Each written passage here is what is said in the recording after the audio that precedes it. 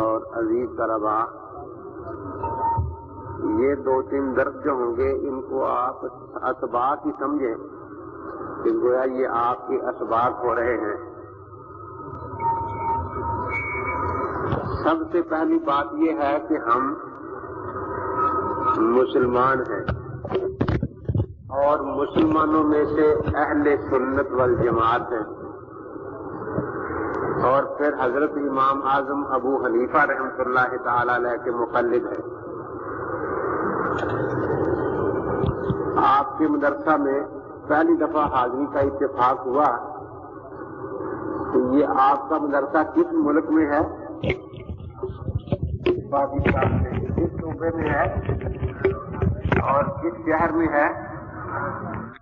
کوئی حاضری کرنے جائے وہاں پوچھے کہ آپ کہاں سے ہیں، آپ کہیں گے ہم پاکستانی ہیں۔ واپس آپ کراچی پہنچ گئے، وہاں کسی نے پوچھا کراچی میں کہ آپ کون ہیں، آپ کہیں ہم پاکستانی ہیں، تو وہ لوگ ہنسنا شروع کر دیں گے کہ کیسا جواب دے رہا ہے۔ اب آپ اس سے لڑنا شروع کر دیں کہ حجر اسود کے پاس مجھے ایک آدمی نے پوچھا تھا تو کہاں رہتا ہے، میں نے کہا تھا پاکستانی ہوں، اس نے کہا کہ میرے سوال کا جواب پورا ہو گیا۔ اب تو کیوں مذاق اڑا رہا ہے؟ وہ کہے گا کہ وہ تو پاکستان سے باہر یہ بات بتا رہا تھا نا۔ اب آپ کہیں گے کہ میں پنجاب میں رہتا ہوں، تو جب پنجاب کا نام لیا تو پاکستان کی نفی ہوگی، آپ پاکستانی نہیں رہے یا رہے؟ پھر آپ پنجاب میں آ گئے تو پوچھا آپ کہاں رہتے ہیں، میں پنجاب میں رہتا ہوں، تو لوگ ہنسیں گے کہ سارے پنجاب میں بیٹھے ہیں، یہ پنجاب کا نام ہی لے رہا ہے۔ آپ فیصل آباد کا نام لے دیں گے تو پنجابی رہیں گے یا نہیں رہیں گے، اور پاکستانی رہیں گے یا نہیں رہیں گے۔ اسی طرح ہم کافر کے مقابلے میں اپنے آپ کو مسلمان کہتے ہیں۔ پھر مسلمانوں کے اندر ایک اختلاف کا دائرہ ہے جس کو سنت اور بدعت کا اختلاف کہتے ہیں، اس میں ہم اہل سنت والجماعت ہیں، ہمارے مد مقابل قدری ہیں، جبری ہیں، خارجی ہیں، معتزلی ہیں۔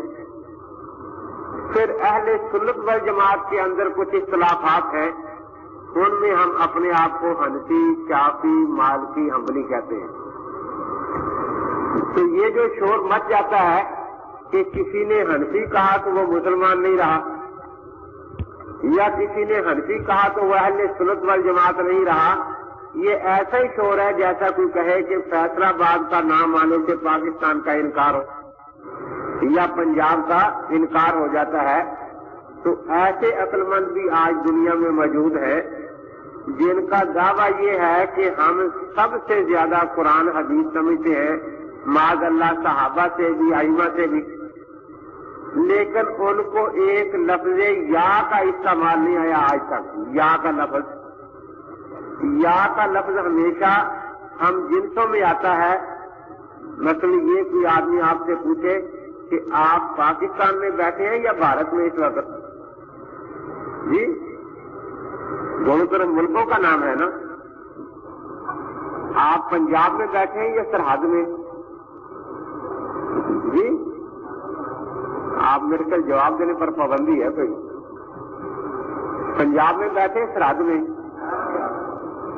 تو دیکھو دونوں طرف صوبے ہیں۔ اب اگر کوئی پوچھے کہ آپ پنجاب میں بیٹھے ہیں یا پاکستان میں، تو یہ غیر مقدم والا سوال ہے کہ ان کو یہ بھی نہیں پتا کہ پنجاب پاکستان کا ہی صوبہ ہے۔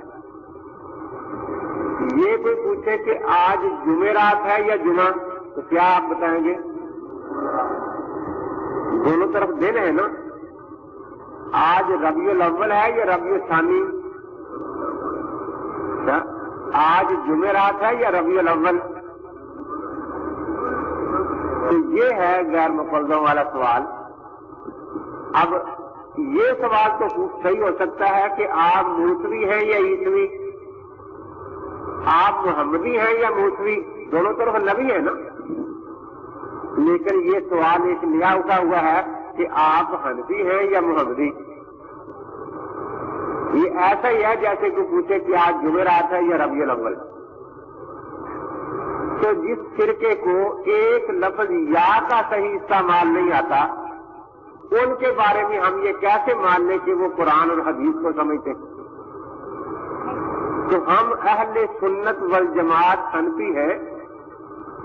جب ہم اپنے آپ کو اہل سنت کہتے ہیں تو ہمارا تعلق نبیوں کے سردار آخری نبی حضرت محمد الرسول اللہ صلی اللہ تعالی علیہ وسلم کے ساتھ جڑ جاتا ہے. جب ہم والجماعت کہتے ہیں تو ہمارا تعلق نبی اقدس صلی اللہ علیہ وسلم کے پاک باز صحابہ کے ساتھ جڑ جاتا ہے. جب ہم حنفی یا شافعی یا مالکی یا حنبلی کہتے ہیں تو ہمارا تعلق اپنے مجتہد امام کے ساتھ جڑ جاتا ہے. اب آپ یہ سوچیں گے کہ ان تین تعلقوں کی ضرورت کیا پڑی؟ تو اللہ کے نبی سے تعلق اس لیے جڑا کہ وہ دین کے لانے والے ہیں. تکمیل دین ان کے ذریعے ہوئی. الیوم اکملت لکم دینکم واتممت علیکم نعمتی ورضیت لکم الاسلام دینا. صحابہ سے تعلق اس لیے ہمارا جڑا کہ دین کو تمکین مضبوطی دنیا میں ان کے ذریعے سے نصیب ہوئی. اللہ تعالیٰ قرآن پاک میں فرماتے ہیں وَلَيُمَكِّنَنَّ لَهُمْ دِينَهُمُ الَّذِي ارْتَضَىٰ لَهُمْ.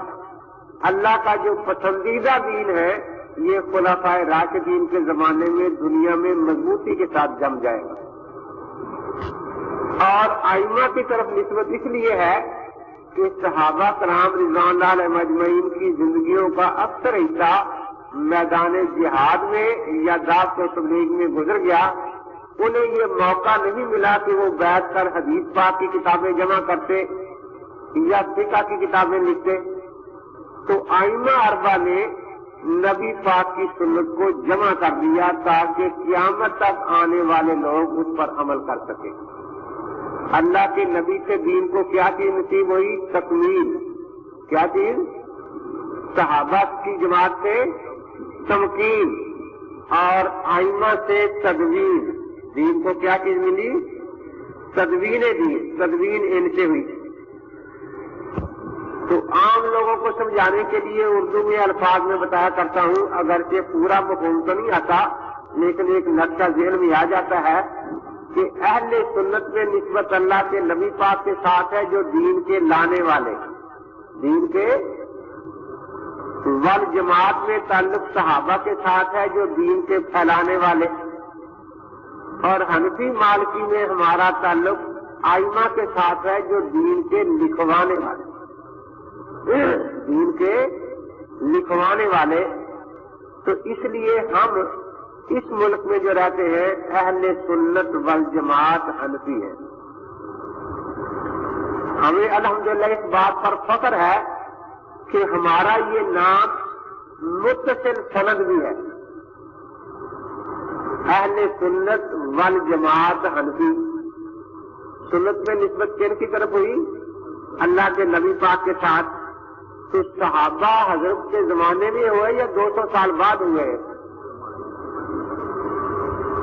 صحابہ نے نماز اسی طرح سیکھی حضرت کو دیکھ کر جس طرح میں اور آپ نے اپنے والدین اور اساتذہ کو نماز پڑھتے دیکھ کر نماز سیکھی ہے.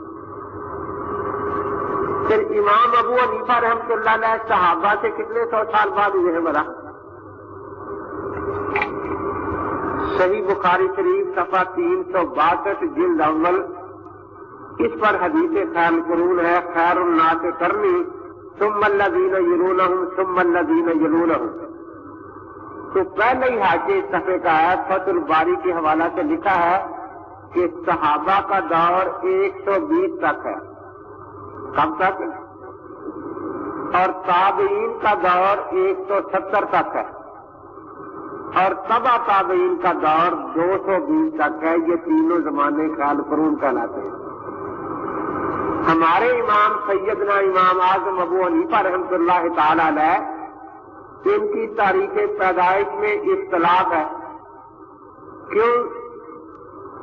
جب بچہ پیدا ہوتا ہے تو دنیا کو نہیں پتا ہوتا کہ اس نے بڑے ہو کر کیا بننا ہے. اس لیے اختلاف ہوتا ہے پتہ نہیں کب پیدا ہوا. ایک روایت ہے کہ آپ کی پیدائش سن 61 میں ہے. دوسری ہے کہ سن 70 میں ہے. تیسری ہے کہ سن 80 میں ہے.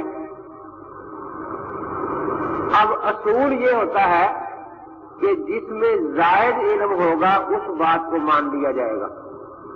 مثلا ایک آدمی کہتا ہے کہ میں مولانا کو 3 سال سے یہاں پڑھا کے دیکھ رہا ہوں اس مدرسے میں. دوسرا کہتا ہے میں 5 سال سے دیکھ رہا ہوں اسی مدرسے میں پڑھا رہے ہیں. تیسرا کہتا ہے میں 7 سال سے دیکھ رہا ہوں.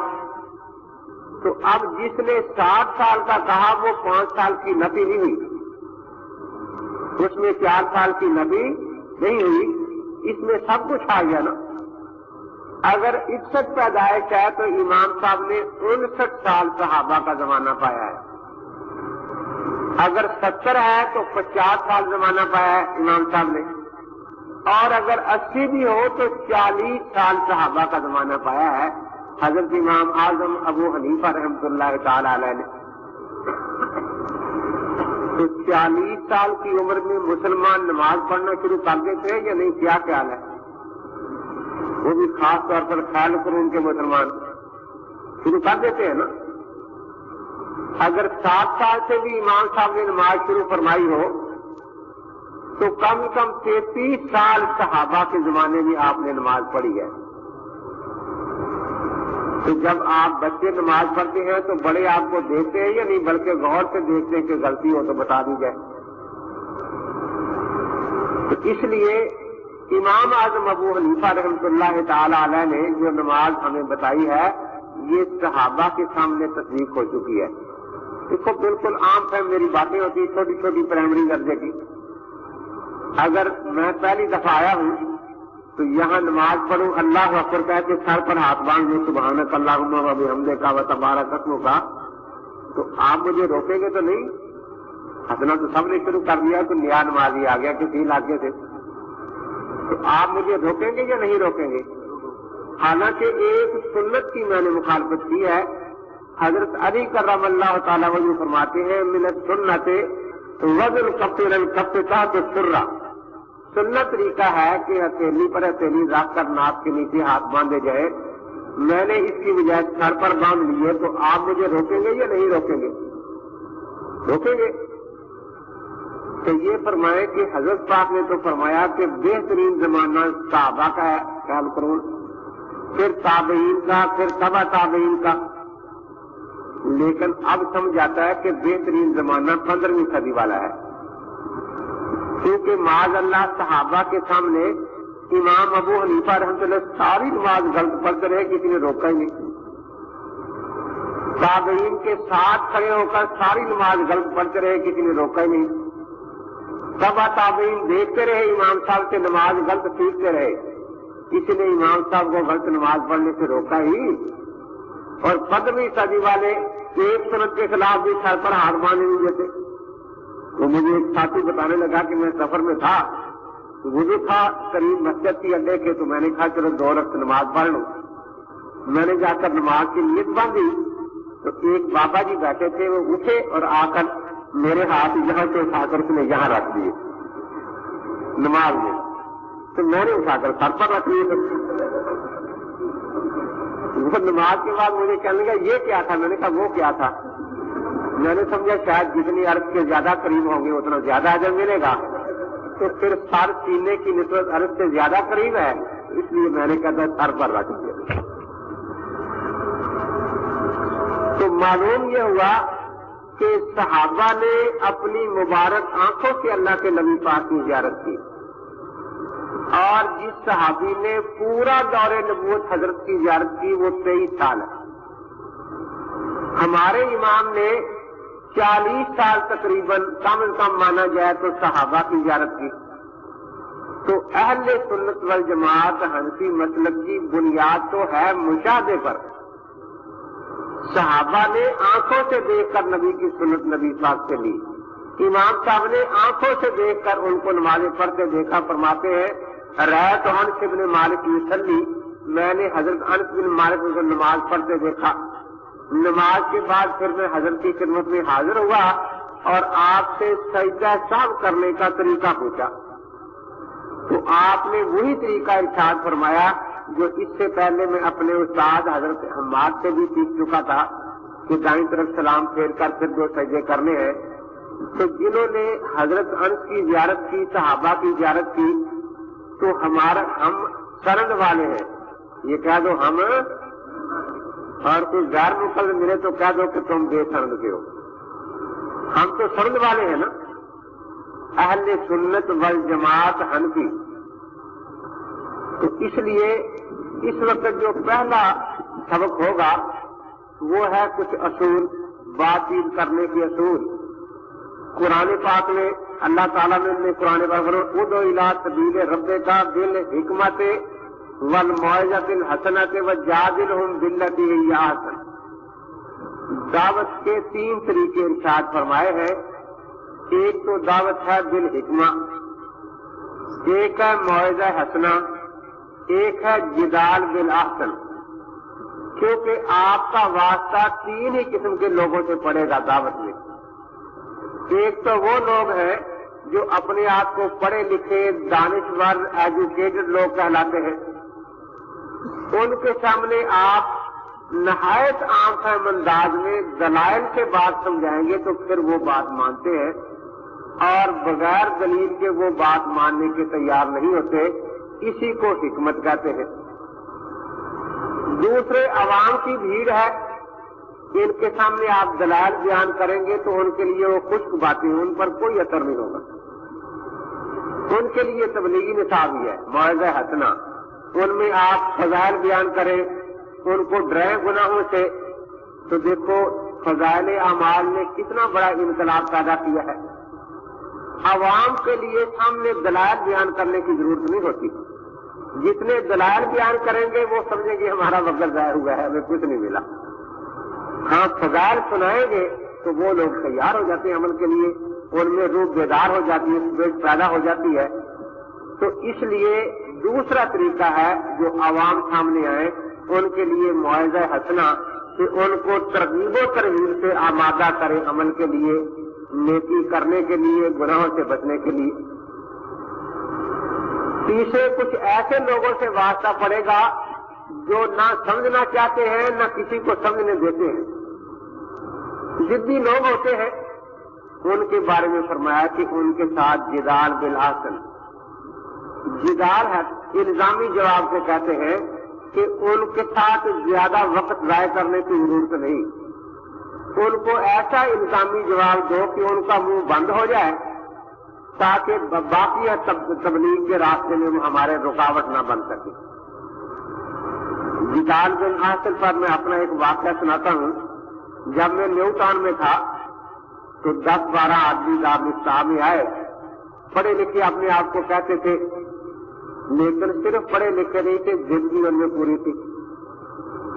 تو دارالفتاح والوں نے میرے پاس بھیج دیے، آ کر بیٹھ گیا، کوئی یہاں کوئی وہاں، بے ترتیبیں تھے، اور ایک ہی بات بار بار کہہ رہے ہیں کہ جی ہم سخت پریشان ہیں، ہم بہت پریشان ہیں، ہم بہت پریشان ہیں، ہم بہت پریشان ہیں، بس یہ کہہ رہے ہیں۔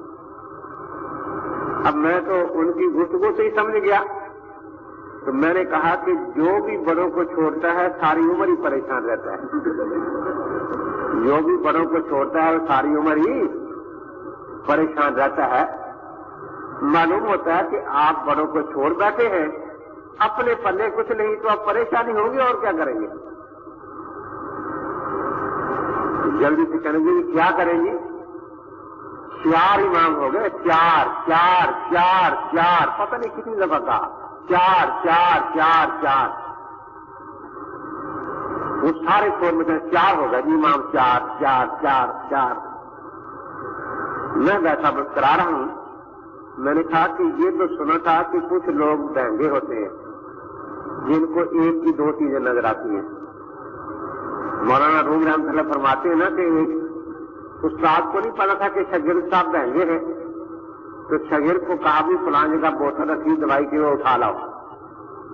وہ گیا، کہنے لگا جی 2 بوتلیں ہیں۔ صاحب نے کہا کہ 1 بوتل ہے، 2 کہاں ہے؟ نہیں جی 2 ہے۔ استاد صاحب کو تو پتہ نہیں تھا یہ مہنگا ہے، نے غصے میں کہا کہ 1 توڑ دو، 1 لے آؤ۔ وہ پتھر لے کے گیا، جو مارا تو بوتل تو ایک ہی تھی، جب وہ ٹوٹ گئی وہاں کچھ بھی نہ رہا۔ اب روتا ہوا واپس آ رہا ہے کہتا جی میں اللہ کی قسم ایک ہی توڑی تھی، پتہ نہیں دوسری کہاں چلی گئی ہے۔ تو میں نے کہا ایسے لوگ ہوتے ہیں بہنگے جن کو ایک کے دو نظر آتے ہیں، لیکن ایسے بہنگے پہلی دفعہ نظر آئے ہیں جن کو ایک کے چار نظر آتے ہیں، کیونکہ اس ملک میں سارے مدرسے حنفیوں کے ہیں، یہاں نہ کوئی مالکیوں کا مدرسہ، نہ حنبلیوں کا، نہ شافعیوں کا، تو ایک ہی مذہب ہے، یہاں ایک ہی مسلک ہے، آپ کو چار کہاں نظر آئے؟ یہاں تو نہیں ہے، کسی ملک میں ہوں گے۔ تو میں نے کہا وہ لوگ پریشان ہو، آپ کو یہاں بیٹھے کیوں پریشانی لگی کام کا؟ مجھے کہتے جی خدا ایک ہے، میں نے کہا ایک ہی ہے، امام کے چار ہے، خدا ایک ہے، امام کے چار ہے۔ جن کا خدا ایک ہی آپ بھی مانتے ہیں کہ ہاں جن کا خدا ایک ہے، نبی تو 1,24,000 ہے، تم چار کو رو رہے وہاں تو 1.25 لاکھ کے قریب نبی ہے۔ جب نبی 1,24,000 تقریباً ہو جائے تو خدا کے ایک ہونے میں کوئی فرق ہے؟ تو امام اگر چار بن گئے ہیں تو کون سی مصیبت آ گئی؟ یہ کیوں چار بنے ہیں؟ میں نے کہا میرے تو صدیوں پہلے بنے ہوئے، میں نے تھوڑے بنائے ہیں۔ ہاں کوئی قرآن کی آیت کے خلاف ہو تو ہمیں بتاؤ، ورنہ ہم سے سنو قرآن۔ وَلَقَدْ آتَيْنَا مُوسَى الْكِتَابَ فَلَا تَكُنْ فِي مِرْيَةٍ مِّن لِقَائِهِ وَجَعَلْنَاهُ هُدًى لِّبَنِي إِسْرَائِيلَ۔ کتنے رسولوں کا ذکر یہاں آیا ہے؟ ایک موسیٰ علیہ السلام کا، آگے کیا ہے؟ وَجَعَلْنَا مِنْهُمْ أَئِمَّةً يَهْدُونَ بِأَمْرِنَا۔ ایک رسول کی امت میں کئی امام کا اللہ تعالیٰ فرما رہے ہیں۔ اس سے ایک تو یہ پتہ چلا کہ ایک رسول کی امت میں کئی امام ہو سکتے ہیں، دوسرا یہ بھی پتہ چلا کہ امام اپنی نہیں بتاتے، وہ اللہ کی بات ہی سمجھاتے ہیں، اللہ کا دین سمجھاتے ہیں۔ تو میں نے کہا آپ بھی کوئی قرآن کی آیت پڑھے کہ ایک رسول کی امت میں 2 امام نہیں ہو سکتے، 4 نہیں ہو سکتے، خاموش ہو گئے۔ جی اچھا آپ یہ کوئی حدیث سنائیں کہ ایک امام کی تقلید ہی کرنی چاہیے، ایک کوئی حدیث ہے؟ کوئی حدیث ہے؟ میں نے کہا آپ قرآن پاک کی تلاوت کرتے ہیں کہ جی ہاں، ساتوں قراتیں یاد ہیں، ساتوں میں کرتے ہیں کہ نہیں جی ایک ہی میں کرتے ہیں؟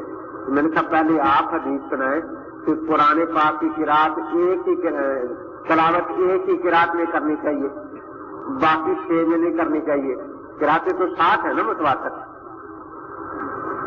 کہ جی ہم کریں کیا، ہمیں آتی ایک ہے؟ میں نے کہا ہم کیا کریں، یہاں ہمارے ہاں مذہب ہی ایک ہے نہیں۔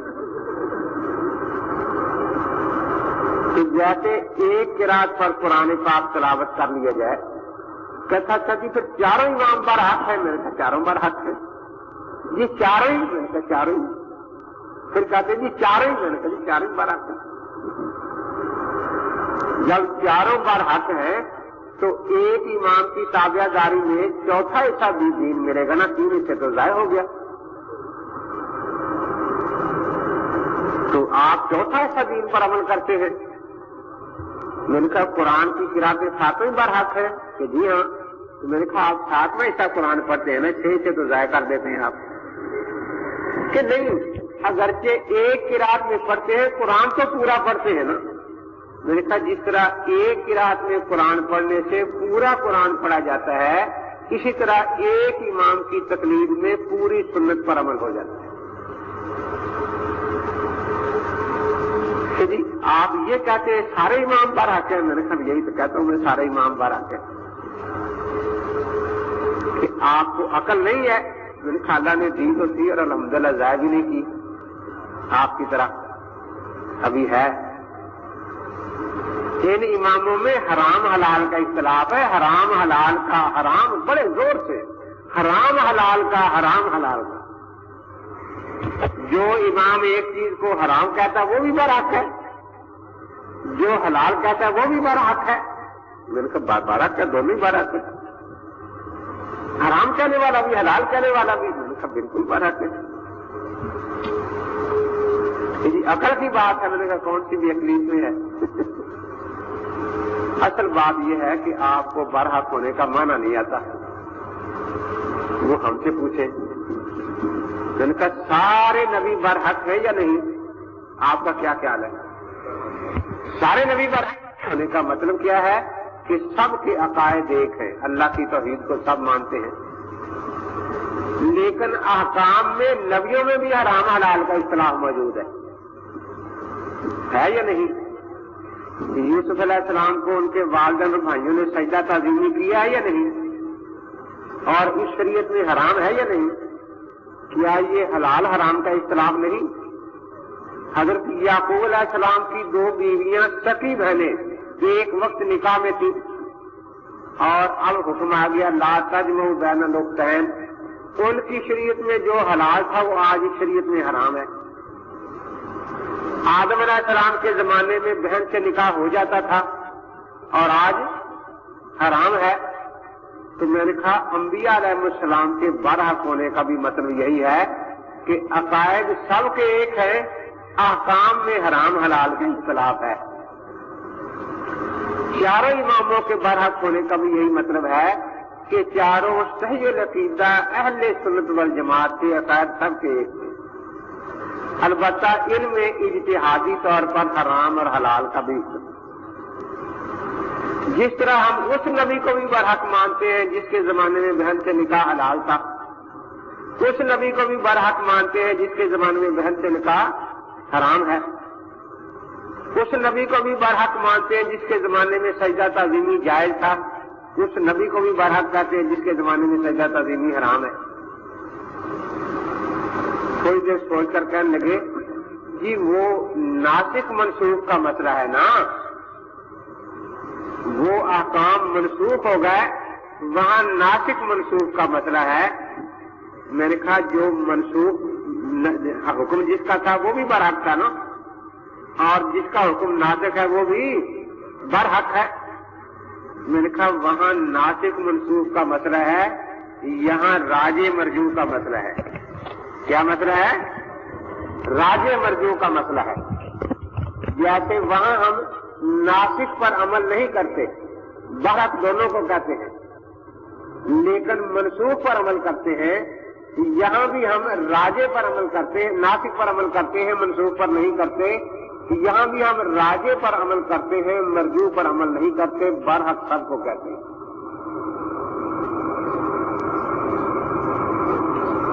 کہنے لگے جی وہ مفسرین نے لکھا ہے وہاں کہ سجدہ تعظیمی حضرت آدم علیہ السلام سے لے کر عیسیٰ علیہ السلام تک ہر نبی کی شریعت میں جائز تھا، صرف ہمارے پاس پیغمبر حضرت محمد الرسول اللہ صلی اللہ علیہ وسلم نے اس کو حرام قرار دیا۔ اب میں نے کہا اب دیکھو ایک طرف 1,23,999 نبی ہیں جو کہتے ہیں سجدہ تعظیمی جائز، 3 ہے یا 4؟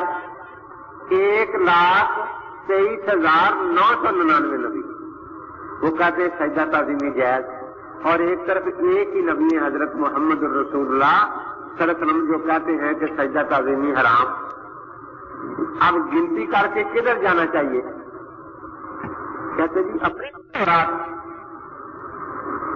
اس طرح مہاری بابا تماثیلہ سلیمان علیہ السلام کے ذکر میں آتا ہے، وہاں بھی مفسرین فرماتے ہیں کہ ہماری شریعت سے پہلے ہر نبی کی شریعت میں یادگاری گیری کے لیے مجسم تصویر بنانی جائز تھی، رکھنی جائز تھی۔ اب ایک طرف 1,23,999 نبی ہیں جو کہتے ہیں تصویر مجسم بنانی جائز، اور ایک طرف ایک ہی نبی ہیں حضرت محمد الرسول اللہ صلی اللہ علیہ وسلم جو فرماتے ہیں کہ یہ تصویر حرام۔ اب گنتی کر کے چلنا چاہیے پیچھے کدھر زیادہ ہے یا اپنے ہی کی ماننی چاہیے؟ کیا خیال ہے جی؟ اپنے کی ماننی چاہیے۔ ان کا قربانی کا گوشت کھاتے ہو یا نہیں؟ جی کھاتے ہیں، کیونکہ دیکھو نا ایک کھانے کا کام ہوتا ہے، کام کرنے کا ہے، جہاں کام کا موقع ہوتا ہے وہاں پیچھے 20 یاد پڑھ لیتے ہیں، 3 بجے کا 1 پڑھ لیتے ہیں۔ جب کھانے کی باری آتے کہتے نہیں قربانی 4 دن ہے، 3 دن سے پیٹ نہیں بھرتا، قربانی 4 دن ہے۔ کہتے ایک بوڑھا آدمی اس کے ساتھ بیٹا تھا، جا رہا تھا، کسی نے آواز دی کہ وہ بوجھ اٹھانے والا ہے کہ جی باپ بوڑھا ہے، بیٹا نادان ہے۔ چند قدم آگے گزرے، آواز آئی کہ کھیر کھانے والا ہے کہ جی باپ بیٹا دونوں تیار ہیں، دونوں تیار ہیں۔ تو اب کھانے کے لیے کہتے 3 دن قربانی کے لیے کافی نہیں، 4 دن چاہیے۔ پھر دیکھو ہمارے ہاں آپ پڑھتے ہیں کتابیں، ہمارے ہاں بہت احتیاط کا پہلو بتایا جاتا ہے۔ مثلا ظہر کا وقت بعض ائمہ کے یہاں 1 مثل پر ختم ہو جاتا ہے، ہمارے امام کے یہاں 2 پر ختم ہوتا ہے، عصر کا وقت 2 پر شروع ہوتا ہے۔ تو ہم یہی کوشش کرتے ہیں کہ ظہر پہلی مثل میں پڑھ لی جائے، عصر 2 مثل کے بعد پڑھی جائے، تاکہ کوئی اختلاف نہ رہے۔ لیکن انہیں اس سے نہیں غرض ہوتی کہ اختلاف ہوتا ہے یا نہیں۔ چوتھے دن بازار میں چرا کے دکھا کے قربانی کریں گے کہ سنت زندہ ہو رہی ہے، قربانی ہو یا نہ ہو، لیکن ایک شور تو مچے گا نا۔ پہلے گائے پھراتے تھے، آج کل تو بعض جگہ گھوڑا پھراتے ہیں قربانی کے لیے، ہم گھوڑا پھراتے ہیں کہ جی سنت زندہ کرنی، 2 سنتیں زندہ ہوگی، ایک گھوڑے کی قربانی اور ایک چوتھے دن کی قربانی۔ جی تو بڑا شور مچ رہا ہے آج کل، 2 جگہ مناظرے ہوئے اسی بات پر، 1 کروڑ میں، اور ایک آج کل چل رہا ہے وہ افتخار سر امدادیہ جامعہ اجرویہ صاحب فارغ ہوا ہے، اس کا خط آیا تھا کہ یہاں مناظرہ چل رہا ہے گھوڑا حلال ہے یا حرام ہے۔ یہ بات دوسری ہے، ان کے لیے تو ایک ہی طریقہ یاد رکھیں کہ ان کے ہاں حلال جانور کی کوئی چیز بھی حرام یا مکروہ نہیں ہوتی، کوئی چیز بھی، ہمارے ہاں تو 7 چیزیں مکروہ ہوتی ہیں نا، ان کے ہاں کوئی چیز بھی مکروہ نہیں ہوتی۔ تو اس لیے مجھے پوچھنے لگا جی گھوڑا حلال ہے، میں نے کہا سارا یا پخاد حصہ، پہلے یہ پتا کرے حدیث میں جا کے۔ حالانکہ ہماری شریعت سے پہلے کسی نبی کی شریعت میں قربانی کا گوشت کھانا جائز نہیں تھا، وہ تو قربانی کر کے لکڑیوں پر رکھ دیتے تھے یا آسمان سے آگ آتی تھی اس کو جلا جاتی تھی، یہ دلیل ہوتی تھی کہ قربانی اللہ کے یہاں قبول ہوتی ہے۔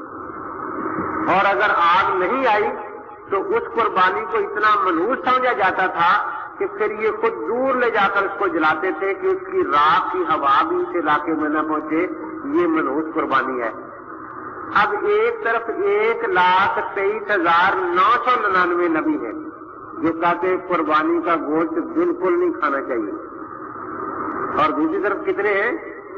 ایک ہی حضرت محمد الرسول اللہ صلی اللہ تعالی علیہ وسلم جو فرماتے ہیں کہ قربانی کا گوشت یہ ضیافت ہے، امیر بھی کھا سکتا ہے، غریب بھی کھا سکتا ہے۔ تو میں نے کہا آپ کا کیا خیال ہے؟ اب جب یہ باتیں آئیں کہ اب اگر گنتی کرنی ہے تو قربانی کا گوشت چھوڑنا پڑے گا، کہنے لگے جی پھر ایک ہی نبی کی ماننی چاہیے، اپنے کی۔ میں نے کہا یہی ہم کہتے ہیں کہ اپنے امام کی ماننی چاہیے، ہمیں گنتی کرنے کی ضرورت نہیں کہ دوسری طرف کتنے امام ہیں کتنے نہیں ہیں۔ آخر میں مجھے کہنے لگے کہ اچھا جی دین مکے مدینے میں آیا تھا یا کوفے میں؟ میں نے کہا مکے مدینے میں آیا تھا، کہ پھر اگر امام ماننا ہی ہے تو مکے مدینے والا ماننا چاہیے، کوفے والا ماننا چاہیے۔ میں نے کہا آپ کا دل کیا کہتا ہے؟ مکے مدینے والا ماننا چاہیے، مکے مدینے والا ماننا چاہیے۔ ان کا بات تو بڑی اچھی لگتی ہے میرے بھی دل کو، لیکن جھوٹ بولنا بہت بڑا گناہ ہے۔ کہ جی کس نے جھوٹ بولا؟ میں نے کہا آپ نے۔ کیا جھوٹ بولا؟ میں نے کہا قرآن پاک نازل مکے مدینے میں ہوا، اس کے 7 کاریوں میں مکی کاری بھی تھے، اس کے کاریوں میں مدنی کاری بھی تھے، اس کے کاریوں میں بصری کاری بھی تھے۔ تم تو سارے کاری آسم کوفی کی قرات پر قرآن پڑھ رہے ہو، تم سے بڑا کوفی کون؟ اس لیے میں کہا کرتا ہوں کہ جب کوئی غیر مقلد ملے تو پوچھا کرو کوفیو آ گئے ہو کوفیو؟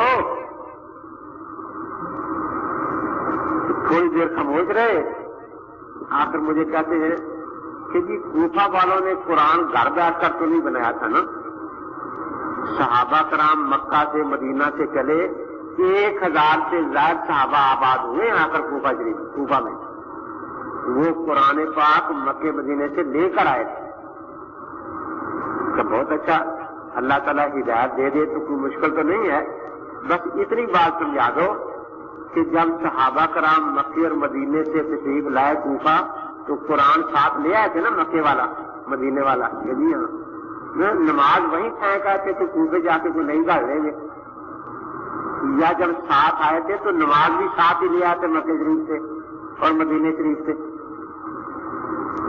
کہتے جی وہاں سے لائے ہوں گے. ایسے اس میں شک ہے کہ وہاں سے لائے ہوں گے.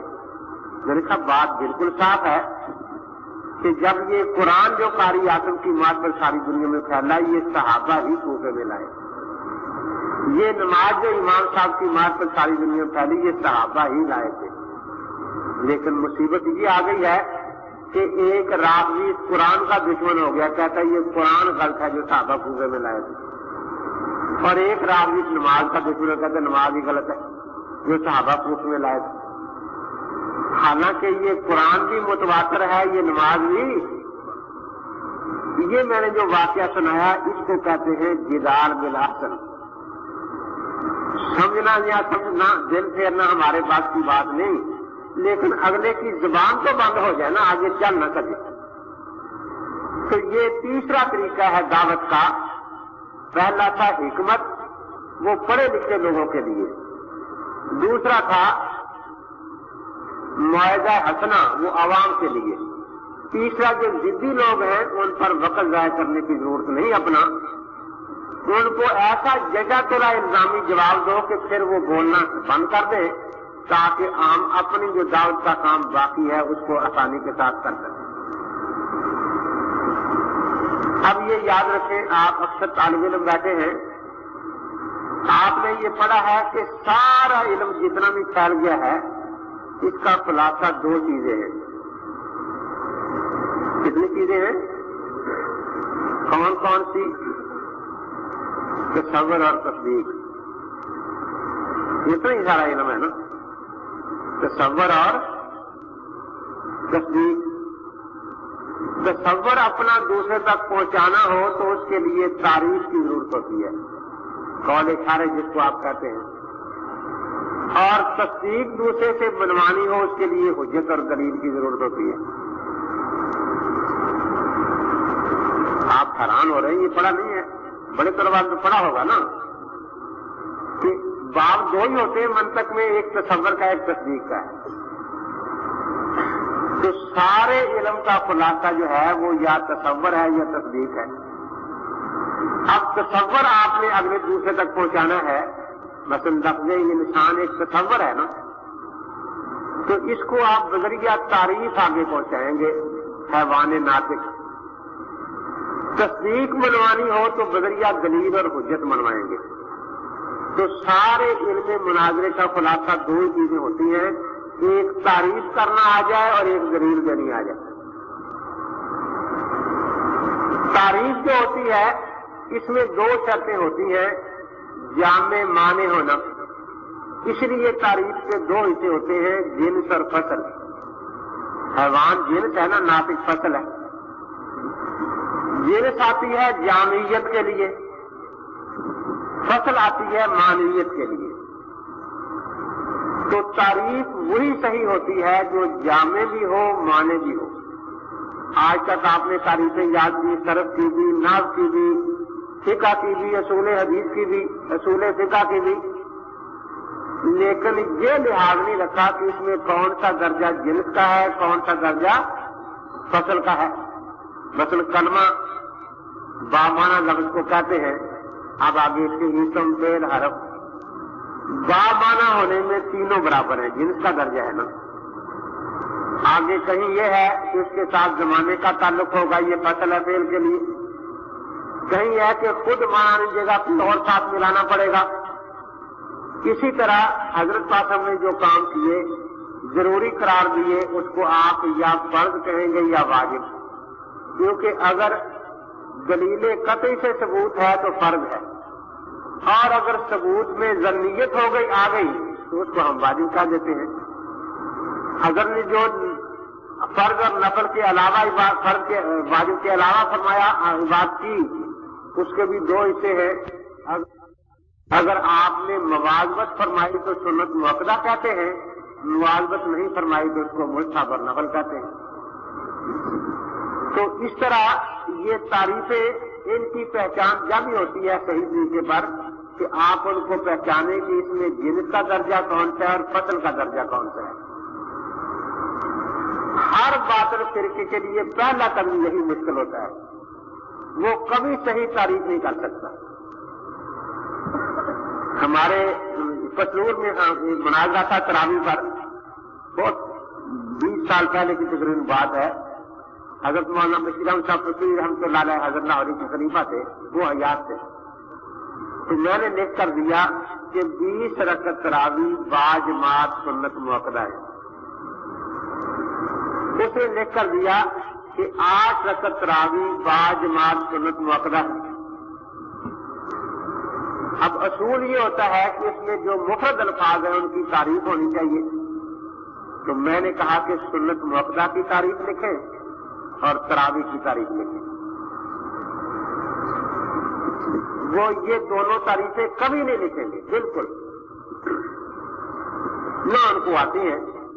ساتھ ہی میں نے یہ بھی شرط لگا دی کہ آپ کے ہاں دلیل صرف کتاب قرآن حدیث ہے، اس لیے سنت کی تعریف جو لکھیں وہ صرف قرآن یا حدیث سے مجھے دکھائیں، کسی امتی کا قول نہ ہو۔ اور تراویح کی جو تعریف لکھیں وہ بھی ہمیں قرآن حدیث سے دکھائیں، کیونکہ اگر آپ نے کسی امتی کی کتاب سے چوری کی تو آپ کو پتہ ہے کہ چور کے ہاتھ کٹ جاتے ہیں۔ اب یہ مسئلہ ان کے لیے بڑا پریشان کن تھا۔ آخر اس نے ابن حمام رحمۃ اللہ علیہ کی فضل قدیر کی بات لکھ دی، کتاب کا نام نہیں لکھا۔ السنۃ ما واظبہ النبی صلی اللہ علیہ وسلم بنفسہ، سنت اس کام کو کہتے ہیں جو حضرت پاک نے خود ہمیشہ کیا ہو۔ میری سب پہلی بات تو یہ ہے کہ آپ نے چوری کی ہے ابن حمام سے۔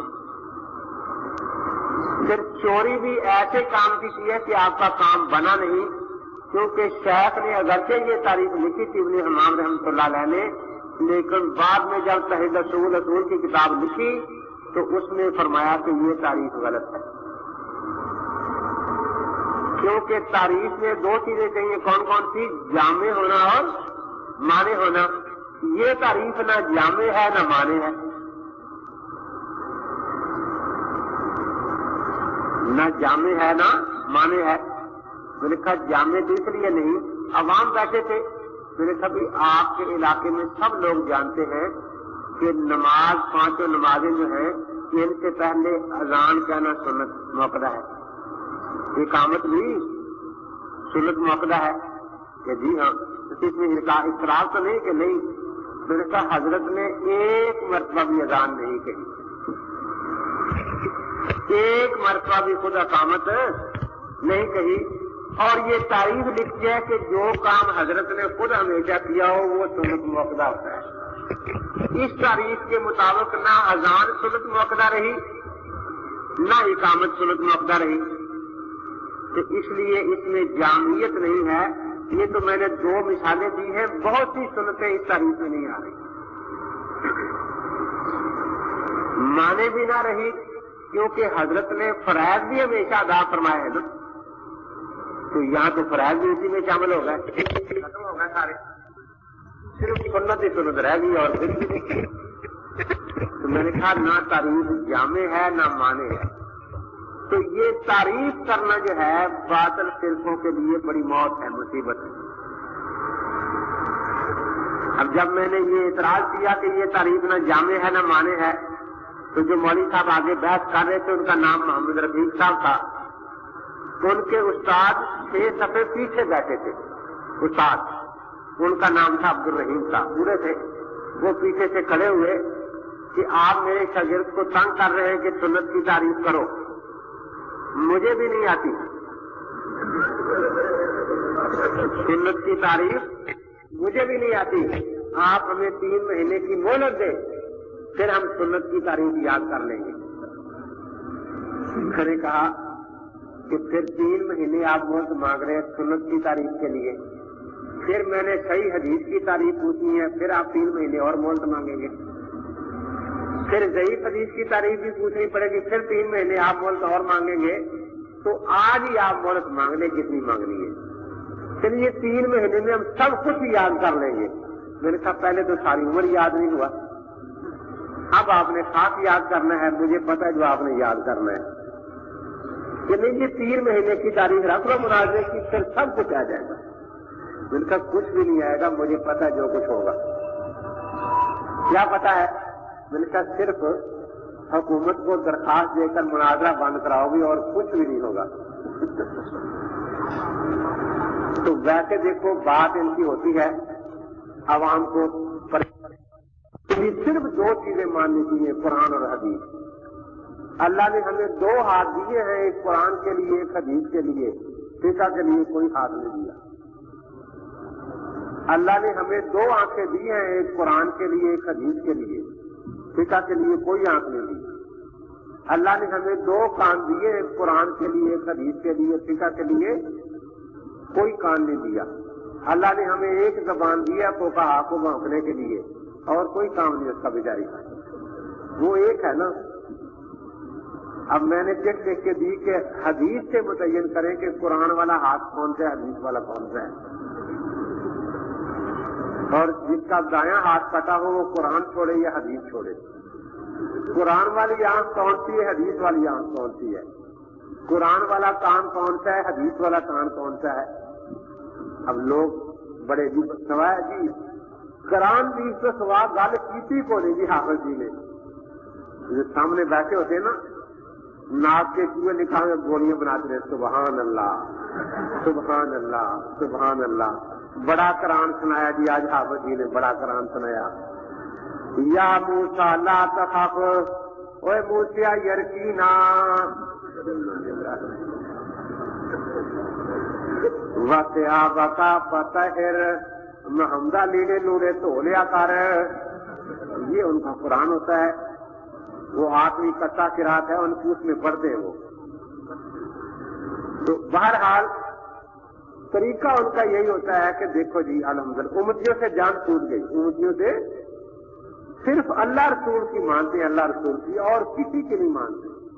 کوئی تمہیں امام ابو حنیفہ کی دعوت دیتا ہے، کوئی امام مالک کی دعوت دیتا ہے، کوئی امام شافعی کی دعوت دیتا ہے، کوئی امام احمد کی دعوت دیتا ہے، ہم صرف اللہ اور اللہ کے رسول کی دعوت دیتے ہیں بس۔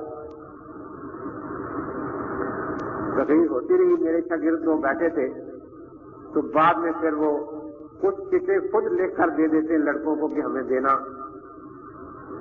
تو کچھ پھر اور بھی تو آ جاتی ہے نا، بھئی کوئی سوال پوچھنا ہو۔ ایک شاگرد میرا فخر الدین صاحب کا نام کھڑا ہو گیا، دیکھا جی آپ ماشاءاللہ بہت اچھا بیان تھا، قرآن اور حدیث 2 ہی چیزیں ماننی ہے نا، بس 2 چیزیں تو نہیں ماننی چاہیے کہ قرآن پاک تو ہمارے گھر ہے، حدیث کسے کہتے ہیں؟ شاگرد تھا نا میرا، اور میں نے سمجھایا ہوا تھا کہ تاریخ ان کو نہیں آتی۔ جی حدیث کس کو کہتے ہیں؟ حدیث کہتے ہیں نبی پاک نے جو فرمایا قول رسول کو، جو کر کے دکھایا فعل رسول کو، جو کروا کے دیکھ لیا تقریر رسول کو۔ اچھا ماشاءاللہ، میں ذرا لکھ لوں، دیکھو دین کا مسئلہ ہے نا، تو مجھے لکھوا دی۔ 3 دفعہ انہیں پڑھ کے سنائی کہ یہی حدیث ہے، تعریف ہے کہ جی ہاں، کہ اب وہ قرآن کی آیت لکھائیں جس میں اللہ نے فرمایا ہو کہ حدیث کہنا میرے نبی کے قول کو، میرے نبی کے فعل کو، میرے نبی کی تقریر کو۔ قرآن میں کہاں ہے یہ؟ قرآن میں نہیں ہے یہ۔ اچھا نہیں ہے تو کوئی ضروری نہیں، پھر وہ حدیث لکھواؤ جس میں حضرت نے فرمایا ہو کہ حدیث کہنا میرے قول کو، میرے فعل کو، تقریر کو۔ حدیث میں کہاں ہے یہ؟ تو پھر آپ نے 3 گھنٹے اپنے بھی ضائع کیے، ہمارے بھی ضائع کیے کہ قرآن حدیث کے سوا کچھ نہ ماننا، اور میں نے حدیث کی تاریخ پوچھی، پگڑے کی سومتی سے چوری کر کے بتا دیا۔ نہ قرآن کی آیت نکال سکتے اس تاریخ کے لیے، نہ نبی پاک کی حدیث، اس سے لڑ پڑے۔ कोठी में दर्द था, कोठी वाला खड़ा हो गया आसमान के कि जी अगला दर्द यहाँ न दे, आपकी लड़ाई होगी, मेरी कोठी को ताला लग जाएगा, कोई और जगह तलाश कर ले, मेहरबानी आपकी। फिर बेचारे 2 महीने तलाश करते रहे, फिर एक कोठी में दर्द गिरूंगा, ये कर चला गया। बैठे रहे, बाद में खड़े हो गया, कोई सवाल पूछना हो, खड़ा हो गया। उसने कहा जी माशाअल्लाह बहुत अच्छा बयान था कि चलो कुरान हदीस, ये कुरान पाक की कुल आयतें कितनी है, कुरान पाक की कुल आयतें कितनी है? मौलवी साहब को तो पता नहीं था, किसी कारी साहब ने बता दिया कि 6666 के करीब है, 6666। मौलवी साहब इतनी है? हाँ इतनी है। इनमें से कितनी ज़ईफ़ है, कितनी सही है? ज़ईफ़ कोई आज ज़ईफ़ नहीं, सब सही है। नहीं, ये सब सही है। आकाम की हदीसें कितनी है उसको क्या पता? एक लड़का खुद ही ले गया हुआ था, उधर बैठाया हुआ था, वो खड़ा जी 4000 उलमा ने लिखा, 4000 है। अच्छा 4000 है, वो भी कह लगा हाँ 4000। ये भी सारी सही है कि नहीं? इनमें सही भी है, ज़ईफ़ तो सही भी है, ज़ईफ़ भी है। तो मौलाना मुझे आज 2 हदीसें दिखाएं कि एक वो हदीस जिसको अल्लाह या अल्लाह के रसूल ने सही कहा हो, सिर्फ एक हदीस, और एक वो हदीस जिसको अल्लाह या अल्लाह के रसूल पाक ने ज़ईफ़ कहा हो। 2 हदीसें आज लिखवा दें मुझे। अल्लाह और अल्लाह के रसूल ने किसी हदीस को सही नहीं कहा, ना ज़ईफ़ कहा है। कि तुम कौन होते हो हदीसों को सही ज़ईफ़ करने वाले? तुम जब तुम कहते हो अल्लाह और अल्लाह के रसूल के सिवा किसी की नहीं मानते, और ये भी कहते हो कि अल्लाह और अल्लाह के रसूल ने एक हदीस को भी सही या ज़ईफ़ नहीं फरमाया, तो तुम कौन होते हो किसी हदीस को सही कहो, किसी को ज़ईफ़ कहो? फिर लड़ाई हो गई। मेरा एक शागिर्द 1 साल के लिए तबलीगी जमात में चला गया। वो जमात की कार्रवाई तो रायगढ़ जाके सुनाता था, लेकिन जो हमारी कार्रवाई होती थी मुझे खत में लिख देता था। कहता पहली तस्वीर हमारी हुई शदरे में, बलोचिस्तान के एक मौलवी साहब थे जो हमारे अमीर जमात। मैंने उन्हें हदीस रहल हदीस किताब दिखाई कि तबलीगी जमात का मिशन किसी से लड़ना झगड़ना नहीं, लेकिन ये भी नहीं कि अपनी दलील भी ज़हन में न रखना, ये नहीं है। अपने तौर पर अपने दलाइल अगर पढ़ लिए जाएं तो ये तबलीगी जमात के मिशन के कोई खिलाफ बात नहीं है। तो अपने दलाइल अपने ज़हन में आ जाए तो अच्छी बात है। अगर दिमाग खाली रहेगा ज़हन, तो खाना खाली का देव में गिर फिर कोई न कोई मदरसा शैतान डाल ही देता है। तो ये आप किताब देखें, अगर मुनासिब हो तो जो खरीद सकता है खरीद ले। अमीर साहब को पसंद आई किताब कि अपने दलाइल हैं, अहादीस है, कुछ भी नहीं। और जैसा कि ठीक है, लोगों ने खरीद दी कि किसी वक्त देख भी दिया करो, और जरूरत पड़े तो इस्तेमाल भी कर ली। शदरे में कहते तहसील हुई तो वहां 6 तबलीगी जमात के नौजवान नए गैर मुकल्लफ बने थे। ये 4 तो बिल्कुल जा चुके थे, लेकिन 2 अभी आ जाते थे जमात। तो गज पर हम निकले, वो भी 2 लड़के साथ थे। एक हाजी साहब, लंबी लंबी माशाल्लाह दाढ़ी, वो जो दरवाजा खोल के बाहर निकले बस शोर बजाना शुरू कर दिया। अपना वक्त भी जाया करते, लोगों का भी जाया करते, ना तुम्हारी नमाज होती है, लोगों की नमाजें खराब करते थे। शोर न सुन, हमने समझा कि कोई दाढ़ी वाला आदमी है, अच्छा आदमी है, चलो कुछ 2 गलियां साथ करेगा, गश्त कराएगा, कोई 4 आदमी मिलाएगा ना, मैं वो हमें चलने न दे। तो गश्त के अमीर थे, उनसे मैंने इशारा का नर्ज किया कि आप मुझे इजाजत दें, मैं कुछ बात कर लूँ। मैंने कहा हाजी साहब फरमाइए, मैं मुल्तान रहता हूँ और यहाँ चदरे में फिर रहा हूँ जमात के साथ। तो दीन सीखने के लिए हम लोग निकले हैं। नमाज बाकी सबसे बड़ी इबादत है। तो आप अगर हमें समझाएंगे कि हमारी नमाज में कौन सी गलती है तो हम बड़े शौक से सुनेंगे। آپ فرمائیں کیا غلطی ہے؟ ہم تو آپ کے شکر گزار ہوں گے. ہم تو نکلے اسی لیے ہیں کہ نماز صحیح ہو جائے. کہ سورۃ فاتحہ امام کے پیچھے پڑھنی فرض ہے. جو نہیں پڑھتا امام کے پیچھے اس کی نماز نہیں ہوتی. میں کہا حاجی صاحب دیکھو دین کا مسئلہ ہے بڑا ہے. اپنے ساتھی سے کہا کہ دیکھو کتنی بڑی بات کا پتہ چلا حاجی صاحب سے. میں نے نوٹ بک نکالی, اس پر لکھ لیا کہ مجھے لکھوا دے سورۃ فاتحہ امام کے پیچھے پڑھنا فرض ہے, جو نہ پڑھے اس کی نماز نہیں ہوتی. بہت خوش ہوئی حاجی صاحب. میں نے کہا کہ 2-3 مرتبہ سن لیں, کیونکہ یہ مسئلہ میں نے آگے بھی بتانا ہے جا کے لوگوں کو, تو غلط نہ ہو جائے نا کہیں. وہ بڑا خوش, میں سناؤں وہ جملے. حاجی صاحب آپ کی بڑی مہربانی, بڑا شکریہ. قیامت کو جب نماز کا حساب ہوگا تو اللہ نے ایک ہی فرض پوچھنا ہے یا باقی فرض بھی پوچھنے ہیں؟ کتنے ہیں؟ یعنی پوری نماز کا حساب ہوگا. تو حاجی صاحب مجھے صرف 2 حدیثیں آج دکھا دیں. ایک حدیث یہ جس کا یہی ترجمہ ہو کہ امام کے پیچھے سورۃ فاتحہ پڑھنا فرض ہے, جو نہ پڑھے اس کی جماعت میں نماز نہیں ہوتی. کیونکہ ہمارے پاس ایک کتاب ہے فضائل اعمال, ہم وہی سناتے ہیں لوگوں کو. اس میں جو آیت ہے اس کا بھی حوالہ دین خلاص صورت میں ہے, جو حدیث ہے اس کا بھی حوالہ دیا ہوا ہوتا ہے. کوئی بزرگوں کی حکایات ہیں اس کا بھی حوالہ دیا ہوتا ہے کہ فلاں جگہ سے لی ہے. تو اگر کوئی پوچھے کہ کہاں ہے تو ہم حوالہ دکھا دیتے ہیں. تو جس کتاب میں یہ حدیث ہے جو آپ نے لکھائی ہے وہ ہمیں کتاب بتا دیں, ہم خرید لیں گے. تو ایک تو وہ حدیث لفظ لکھا دیں اور جس کا یہ ترجمہ اور کتاب کا نام لکھا دیں, اور ایک حدیث لکھا دیں کہ 2 رکعت نماز میں کل فرائض ہیں کتنے. یہ غیر مقلد ساری عمر نہیں لکھا سکتے. اب وہ جان پڑائے.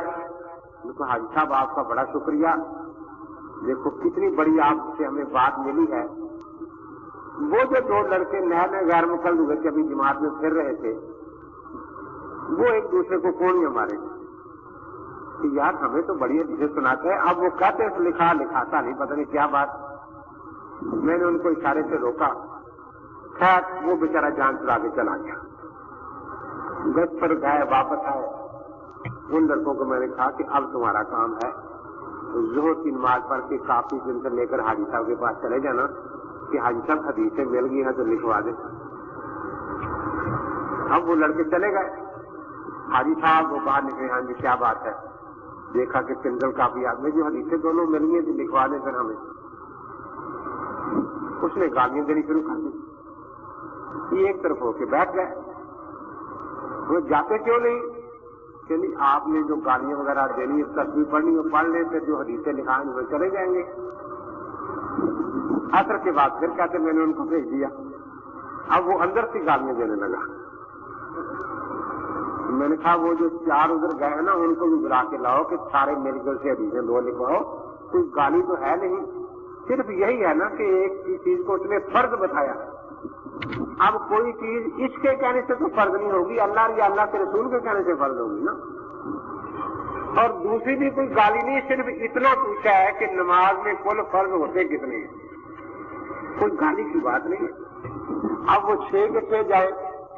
کہتا آ کر 3 دن اس نے آ کر ہم سے معافی مانگی کہ میں آپ کو کچھ نہیں کہتا, آپ مجھے کچھ نہ کہیں, خدا کے لیے میری جان چھوڑ دے. اور ان کے لڑکے نئے ادھر گئے تھے وہ سارے ادھر آ گئے کہ بھائی یہ تو حدیث کا نام لیتے آدمی تو ان کو ہے کوئی نہیں. اب دیکھیے نا کوئی کتنا شور مچا رہا ہو, ہمارے پاس قرآن بھی ہے, حنفیوں کے پاس کچھ نہیں, شافعیوں کے پاس کچھ نہیں. کوئی لمبا چوڑا شور کرنے کی ضرورت نہیں. اتنی پرچی لکھ کر دے دینی کہ آپ دستخط فرما دیں کہ ہم بات چیت میں قرآن کی آیت اور نبی پاک کی حدیث کے علاوہ کوئی چیز پیش نہیں کریں گے. اگر کسی امتی کا قول یا اپنا قیاس پیش کرے تو ہم جھوٹے اہل حدیث ہوں گے. وہ جو شور مچا رہا تھا نا, میل بھی توڑ دیا مکے مار مار کے جس میں تقریر میں, وہ کبھی دستخط نہیں کرے گا اور وہی ساری چیزیں چرچری ہو جائے گی. اتنی بات تھی. وہ चल ही नहीं सकता। एक तबलीगी साथी ने मुझे कहा, कहता है साहब बड़ी तबलीगी जमात के खिलाफ बोल रहा था, तो मैंने आपका सुना हुआ था दर्द, मैंने यही खुद लिखा और उनके पास भेज दिया कि आप इस पर दस्तखत फरमा दें, हम किसी मौलवी साहब को लाते हैं, फिर बात हो जाएगी। पर कहता है उस आदमी को लाओ जिसने रुका दिया है। मैं खड़ा हो गया जी, मैंने दिया है। अच्छा, तो बस फिर आप बैठ जाए, बाद में बात करेंगे। बाद में मैं गया, आप मास्टर मीन के शागिर्द हैं? जी इसमें तो मैंने लिखा मास्टर मीन का शागिर्द हूं मैं। कहते ये रुका शरारत वाला है, शरारत वाला। तो कहा कि मैंने वही बात लिखी जो आपने 3 घंटे कहते रहे कि सिर्फ कुरान दी, सिर्फ कुरान दी। अगर ये लिखना शरारत है तो 3 घंटे कहना शरारत नहीं है। फिर बात तो इतनी है ना। इसका मतलब यह हुआ कि जो आप कहते थे वो कर नहीं सकते। तो तारीफ जो है, सही हदीस की तारीफ उनसे पूछ रहे, बड़े जोर से आते हैं ये कोई हदीस दिखा दो, सही हो, सही सही सही। आप ये कहें कि सही हदीस की तारीफ लिखना आपका काम और हदीसें सुनाना हमारा काम। सही हदीस की जामे माने तारीफ लिख दे, लेकिन कुरान हदीस से किसी उम्मती की किताब से चोरी की ही ना हो, क्योंकि हदीस पर अमल करना है ना। क़यामत तक वो तारीफ नहीं लिख सकता। तो मैंने बताया कि इल्म का पहला दर्जा तारीफ है ना, तसव्वुर। ये फिरके तो पहले दर्जे में थे सारे के सारे। एक जगह एक मौलवी साहब, मैं स्कूल में पढ़ाता था, तो एक मौलवी साहब का बच्चा पढ़ता था, वो आ गया, मुझे देखकर बिल्कुल शक्ल ही बदल गई, आभूषण कम तरीरा। हनुमात साहब मेरे दूसरे जमाने में बरेलवी थे, उनके पास बैठ गया कि ये आपके पास आते हैं? ये सुन्नी नहीं है, ये सुन्नी नहीं है। हनुमान साहब ने मुझे बुलाया, मैं चला गया।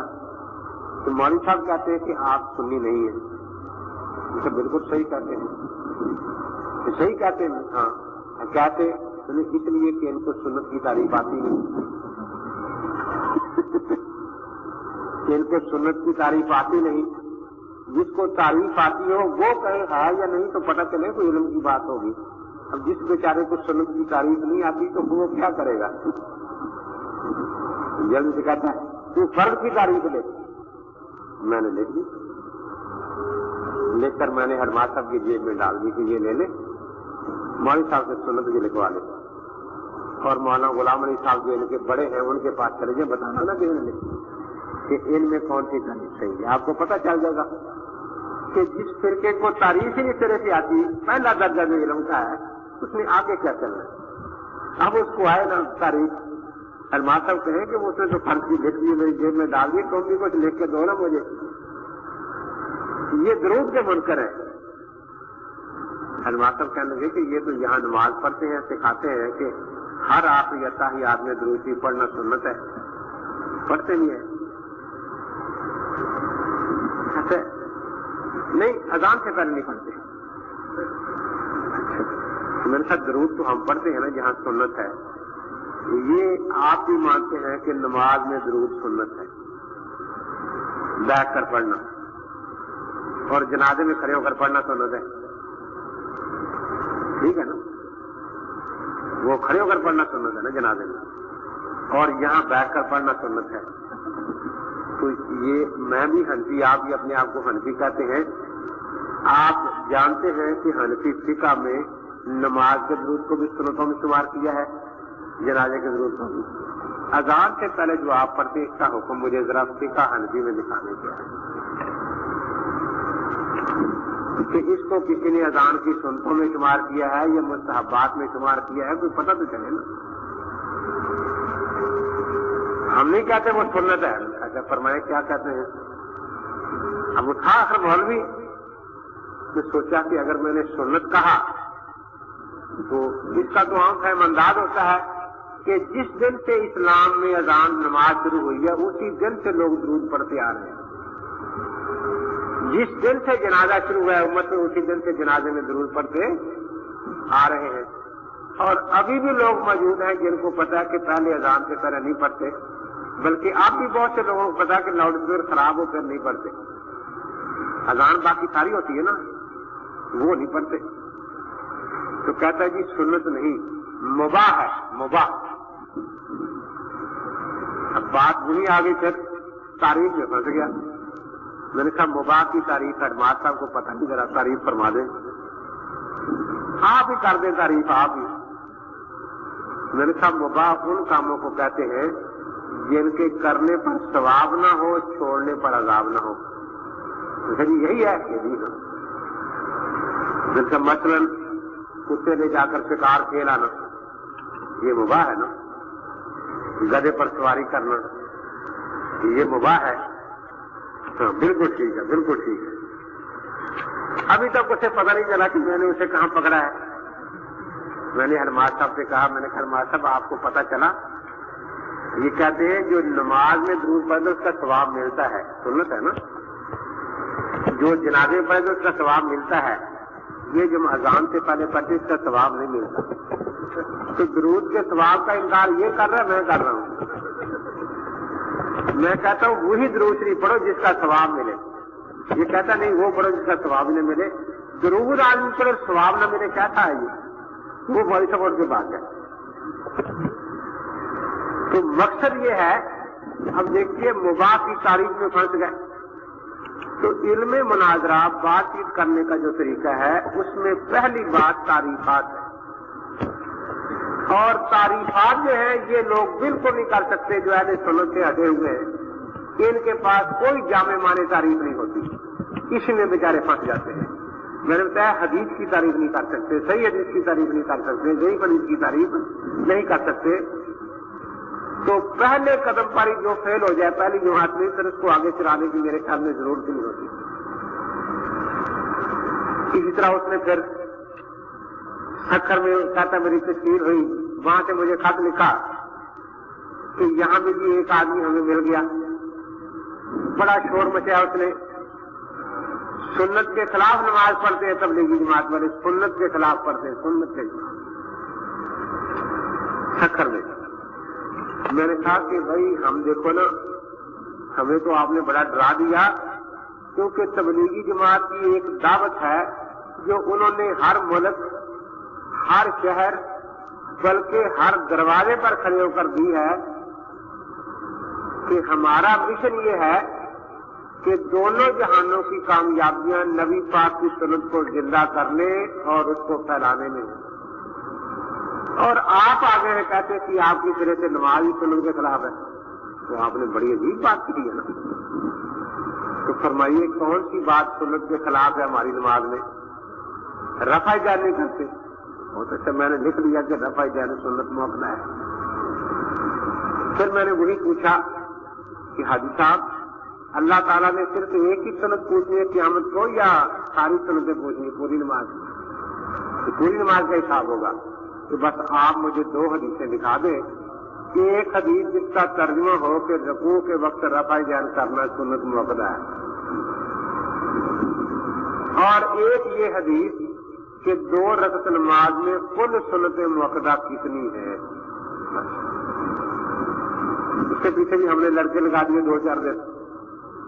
आखिर आया कहने लगा जी मुझे माफ करो। कहता आखिरी 11वां महीना था, कसूर के इलाके में तश्कील हुई। कुदरत खुदा की वहां कुछ शोर ज्यादा था दोस्तों का, तो मैंने अमीर साहब आकर उनके साथ में काफी देर रहा था, 11 महीने हो गए थे। मैंने मिन्नत समाज की कि अगर आप इजाजत दें तो मैं जुमा पढ़ा दूंगी, ताकि इस मस्जिद में तो हमारी तस्वीर है, यहां न पढ़ाओ, जामे उसमें पढ़ाओ जाकर। तो मैंने जामे मस्जिद में जो पढ़ाया नहीं तो उनकी और भी साथी साथ थे, वहां तबलीगी बातें और भी थी। खुश हुए। 4 दिन के बाद हमारी तस्वीर उनकी मस्जिद में थी, गैर मुकल्दों की मस्जिद में। जब हम वहां पहुंचे तो 9 मौलवी साहबान बैठे, 9 मौलवी साहबान किताबें लेकर। آج مناظرہ ہوگا، مناظرہ۔ میں انہیں کہہ رہا ہوں کہ دیکھو میرے 11 مہینے ہو گئے ہیں، پورے 12واں مہینہ ضرور ہے، تو اگر میں نے مناظرہ کر لیا تو امیر جماعت جو ہے یہ میرے 11 مہینے پچھلے خراب کر دیں گے سارے، کہ نیا طرح سے شروع کرو۔ تو آپ 2 کاموں میں سے ایک کر لیں، یا تو امیر صاحب سے اجازت لے لیں مناظرے کی، اور یا پھر 1 مہینہ صبر کر لیں، جب میں جماعت سے فارغ ہوں میں خود ہی آ جاؤں گا۔ امیر صاحب پر میں کوئی اجازت نہیں مناظرے کی۔ میں نے کہا دیکھو امیر صاحب اجازت نہیں دے رہے، پھر میں نے کہا کہ اگر حضرت میں کر لوں مناظرہ تو پچھلے 11 مہینے ضائع نہیں ہوں گے، ضائع ہو جائیں گے۔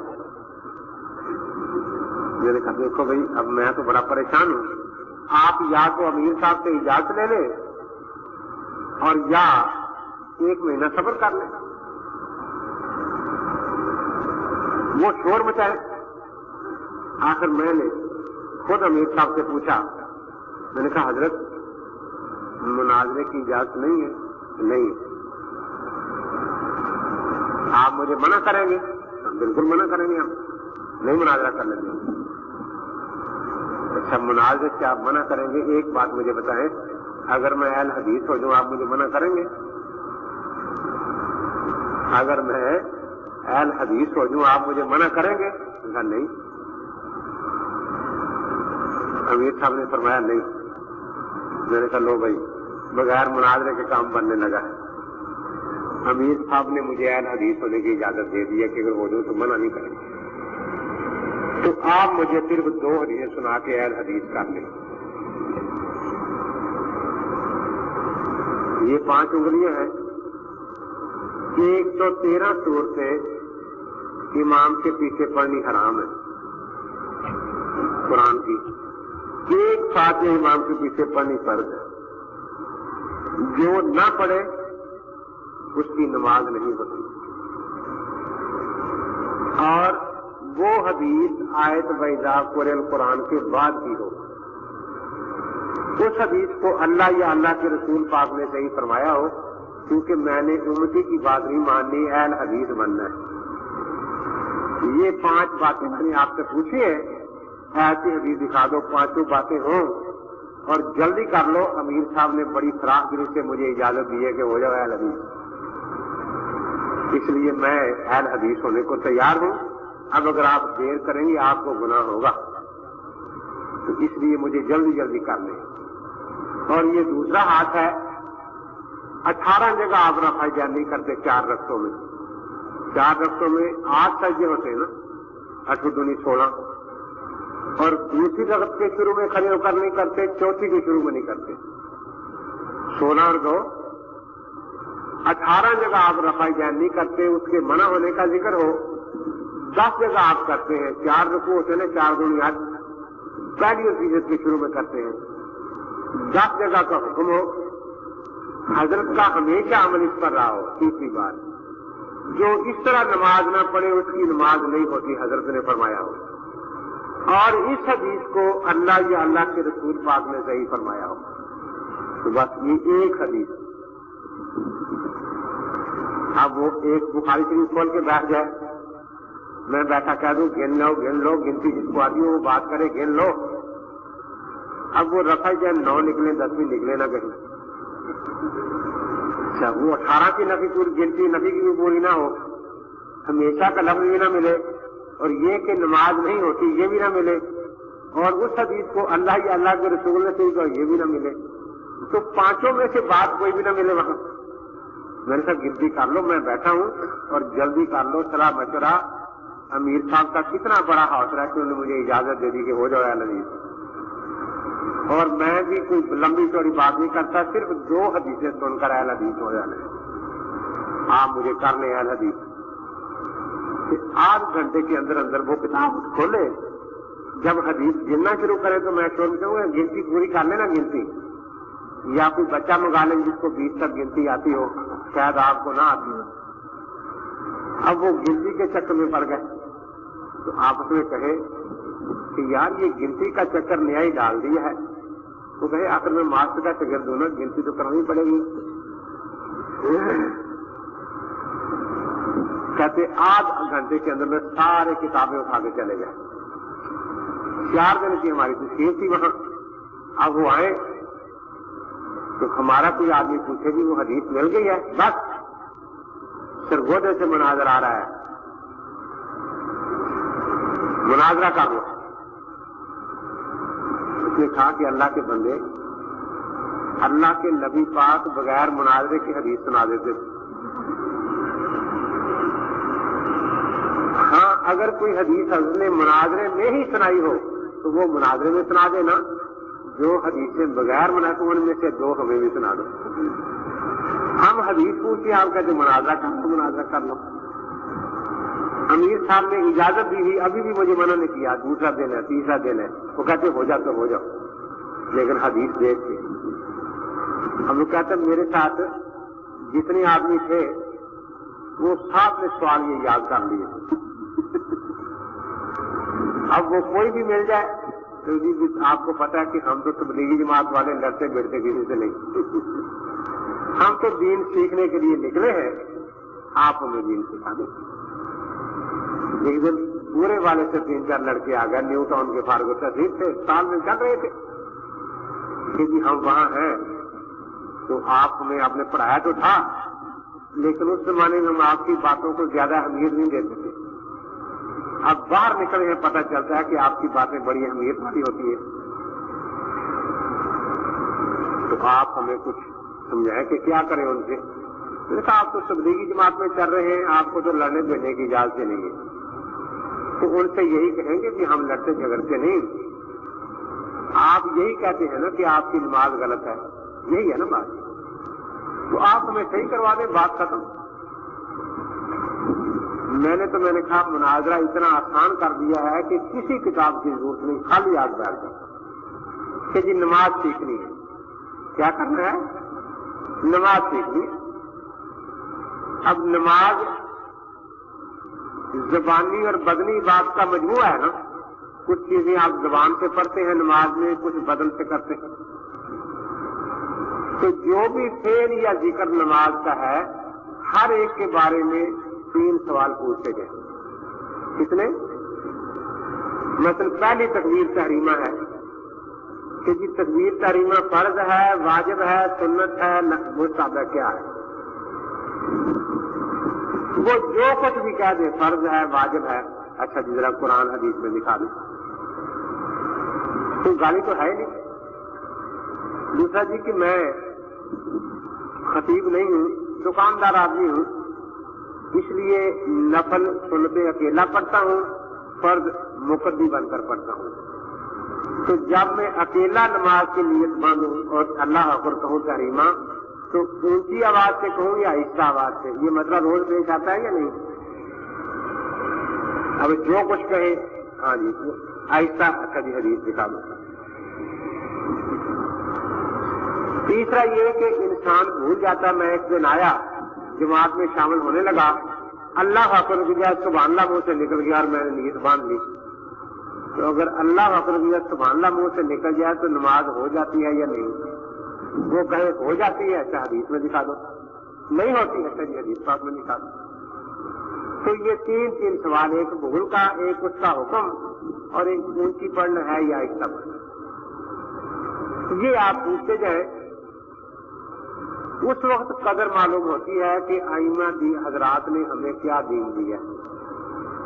آج تک تقریباً 20 سال سے میرا چیلنج کر رہا ہے، کوئی تکبیر تحریمہ کے مسائل بھی مجھے نہیں بتا سکا.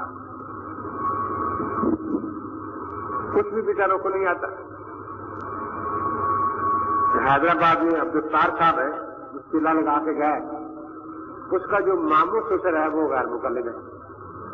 باقی تو مبارکیں دینے آ رہے ہیں، وہ لڑنے آ رہا ہے. 40 دن ضائع کیے، بیوی کے حقوق طلب کیے، بچوں کے حقوق طلب کیے. بس یہ تھا کہ حاجی صاحب میں 40 دن جماعت میں گیا تھا، آپ کے صاحبزادے کو 2 سال ہو گئے سعودیہ گئے ہوئے، تو بیوی کس کے سپرد کر کے گیا ہوا ہے حقوق کے لیے؟ تو 40 دن پر آپ لڑنے آ گئے. وہ 2 سال کا وہ پوچھتا نہیں، وہ دنیا کے کام کے لیے گیا ہوا ہے، آپ نہیں پوچھتے، میرے پیچھے لگ گئے. نماز غلط ہے. حج سے مجھے مجھے نماز سکھا دے, میں صحیح پڑھ لوں گا. میں مولوی ہوں, آپ مولوی صاحب بن لیں. 4 مولوی صاحب آ گئے, میں نے 4 کتاب ترجمے والی اور قرآن ترجمے والا رکھ لیا. میں نے کہا حاجی صاحب یہ مولوی صاحب تکبیر تحریمہ فرض ہے, واجب ہے, سنت ہے؟ فرض ہے. کہ فرض کہاں سے ثابت ہے؟ قرآن پاک سے. کہ یہ ترجمے والا قرآن پاک کو آیت نکالے, نیچے لکھا ہو تکبیر تحریمہ فرض ہے. میں کاپی لے کے بیٹھ گیا حوالہ لکھنے کے لیے. وہ تو بولا نہیں, دوسرا لڑ پڑا, تو نے کیوں فرض کہا تھا؟ میں نے کہا بھی لڑنا نہ, لڑنا بعد جا کے. تو کیا کہتا ہے؟ سنت ہے, کوئی فرض نہیں ہے. میں نے کہا سنت کہاں ہے؟ ثابت حدیث سے سیاسی ترقی ترغیب والی ایک حدیث نکال دو, نیچے ترجمہ لکھا ہو کہ تکبیر تحریمہ سنت ہے, میں مان جاؤں. تیسرا اس سے لڑ پڑا, تو نے کیوں کہا سنت ہے؟ مولوی صاحب اچھا آپ کیا کہتے ہیں؟ نہ فرض ہے, نہ سنت ہے, نہ واجب ہے, کچھ بھی نہیں. یہ فرض واجب سنت کہنا فقہا کی شرارتیں ہیں. جو فرض واجب سنت کہتا ہے وہ بے دین ہے. بہت اچھا. میں نے بخاری شریف اٹھائی, ترجمہ ان کا تھا باب ایجاب التکبیر. ترجمہ لکھا تھا تکبیر تحریمہ کے فرض ہونے کا بیان. میں نے کہا یہ بخاری میں لکھا ہے فرض ہے, یہ لکھ دو کہ بے دین ہے. وہ بڑے پریشان, مناظرہ کر لو. میں نے کہا کہ اللہ کے نبی نے ایک آدمی کو بغیر مناظرے کے نماز نہیں سکھائی. مجھے ایک کو سے فارغ کر لو, مجھے نماز سیکھنی ہے. فاتحہ پر مناظرہ ہوگا. میں نے کہا جی فاتحہ تک اگر پہنچے تو ہوگا نا, یہاں تو پہنچنے نہیں گئی نا, تو تکبیر تحریمہ نہیں آ رہی. پھر میں نے نسائی نکالی باب فرض تکبیر, تکبیر کے فرض ہونے کا. میں نے کہا لکھو کہ نسائی بھی بے دین ہے معاذ اللہ. اچھا جی یہ سوال ہم پر قرض رہا. ٹھیک ہے قرض تو ہو گیا, لیکن آپ جو اب تک تکبیر تحریمہ کہتے ہیں آپ کو اس کا حکم پتہ نہیں. کوئی یہ فرض کہتا رہا ہے, یہ سنت کہتا رہا ہے, کس کی تقلید میں کہتا رہا ہے؟ اندھی تقلید میں. اور وہ نمازیں تیری ہو گئی یا کل سے قضا کرے گا پچھلی ساری نمازیں؟ نہیں اتنا بوجھ نہ ڈالو, اگلا سوال پوچھو. میرے صاحب آپ کو پتا ہے کہ میں دکاندار ہوں, میں یا تو اکیلا نماز پڑھتا ہوں سنتے نفل, تو اکیلے نمازی کو تکبیر تحریمہ بلند آواز سے کہیں جی آہستہ آواز سے, آہستہ آواز سے. اس کی حدیث سنا دو. یہ کتابیں رکھی ہیں, نکالو. ساری باتیں حدیث میں نہیں ہوتی, حدیث سے وہ باقی کہاں ہوتی ہیں. اچھا یہ ہم لکھ لیتے ہیں, یہ بھی قرض رہا سوال کہ جب میں فرض پڑھتا ہوں تو مقتدی بنتا ہوں, اس وقت مجھے تکبیر تحریمہ اونچی آواز سے کہیں گی آہستہ آواز سے, یا آہستہ آواز سے, کہ یہ حدیث دکھا دے کہ مقتدی آہستہ آواز سے کہے. مناظرہ کر لو. میں نے کہا کہ بندے میں نے مناظرہ تو رکھنا, دکاندار آدمی ہوں, نماز سیکھنی ہے, صرف نماز. آپ نماز سکھا دیں. ایک بیٹھا کہہ رہا ہے اللہ کا شکر ہے, اللہ کا لاکھ لاکھ شکر ہے, اللہ کا لاکھ لاکھ شکر ہے. میں نے پوچھا کس بات پر؟ امتیوں سے جان چھوٹ گئی, نبی کے سوا کسی کی بات نہیں مانتے. تو نبی سے تکبیر تحریمہ تو ثابت نہیں کر رہے, پتہ نہیں کس امتی سے نماز سیکھی ہے تم نے. تینوں والی سب لوگ کی کرے گا. تو دیکھو کسی کو غلط کہہ دینا اس کے لیے کسی علم کی ضرورت نہیں ہوتی. آخر صحیح تو پڑھاؤ نا ہمیں, لیکن مکمل نماز سکھا دو. تو نماز میں فرض سنت و واجب ہوتے ہیں. آپ اچھی طرح یاد رکھیں کہ کسی چیز کی تعریف آپ کو یہ قرآن اور حدیث سے نہیں دکھا سکتے. یہ تعریفات سب امتیوں نے لکھی ہیں, خاص اصول حدیث کی ہوں, تصوف کی ہوں, صرف ناو کی ہوں, علم بیان کی ہوں, کسی فن کی بھی ہوں. تعریف اہل فن لکھتے ہیں, قرآن اور حدیث میں تعریفات نہیں ہوتی. اس لیے तारीफों में ये खालिस उम्मतियों के साथ मुकल्लिद होते हैं। दूसरी बात होती है दलील की, तो पहले बात तो कर लें कि भाई जो बातचीत होगी वो बादलील होगी या बेदलील होगी, बादलील होगी या अपनी बात वादे कर दे कि मैं अहले सुन्नत वल जमात हूं, मेरे यहां भी तरतीब 4 दलीलें हैं, किताबुल्लाह, सुन्नत रसूलुल्लाह, इजमा उम्मत और क़ियास। आप भी फरमा दे कि आपके यहां कितनी दलीलें हैं, ये पहले। अब वो कहेगा मैं सिर्फ कुरान हदीस को मानता हूं कि मैंने चारों लेकर दस्तखत कर दिए हैं, आप भी ये लेकर सिर्फ कुरान दस्तखत कर दें, कभी नहीं करेगा। ये याद रखे कि गैर मुकल्लफ खुदा से नहीं डरता, सिर्फ 2 चीजों से डरता है। किन्हीं चीजों से? एक टेप से डरता है,